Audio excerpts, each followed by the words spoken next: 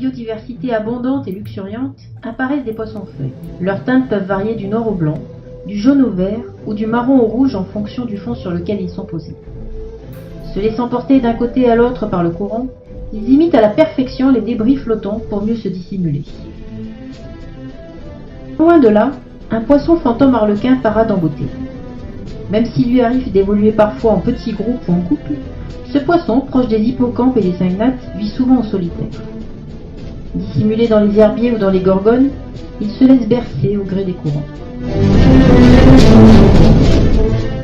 Dans les cavités naturelles du Cap Laocé, de nombreuses gorgones accueillent rascades, théroïs, poissons pincettes, cochers et bon nombre d'autres espèces. Sur les parois rocheuses issues de la lave volcanique s'agrippent rascasses volantes et nudibranches. Une forêt de gorgones laisse filtrer la lumière d'une façon magique, les rendant encore plus somptueuses. Celle-ci offre également de nombreux abris à ce riche écosystème.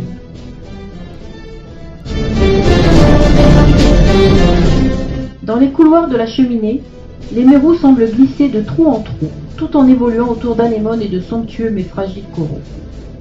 À La Réunion, c'est une chance de pouvoir observer ces animaux qui grandissent et se multiplient au fil du temps.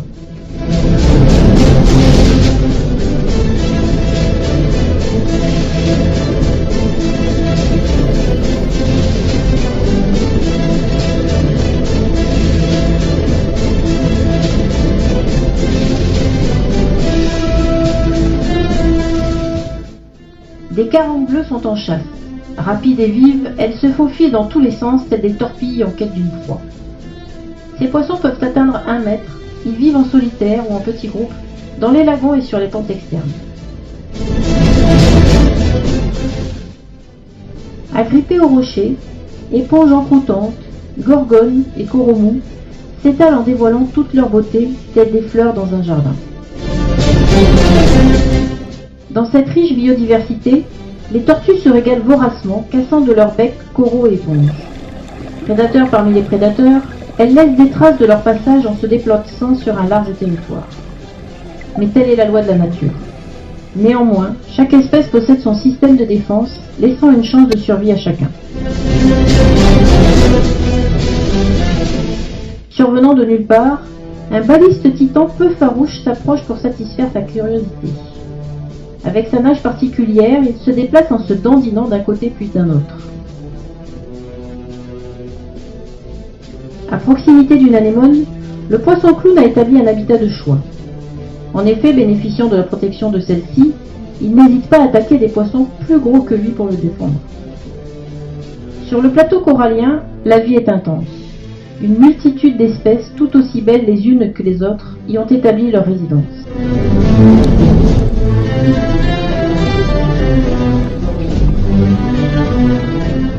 Un magnifique poisson-crapaud apparaît. Appartenant à la famille des antennaires, ce poisson peut prendre la coloration et la texture de son environnement et devenir ainsi presque invisible pour un œil non averti. Pour se défendre, cet animal sédentaire pousse un grognement et se frotte brutalement contre son agresseur tout en lui donnant quelques coups de queue.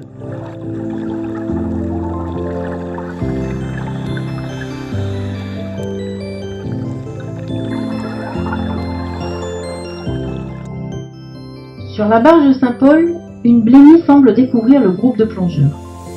Attentive, elle observe tous leurs mouvements. Sans doute peu habituée à la présence de l'homme, elle reste discrète et un face-à-face s'installe. Sa curiosité la pousse à observer longtemps cette scène avant de disparaître soudainement.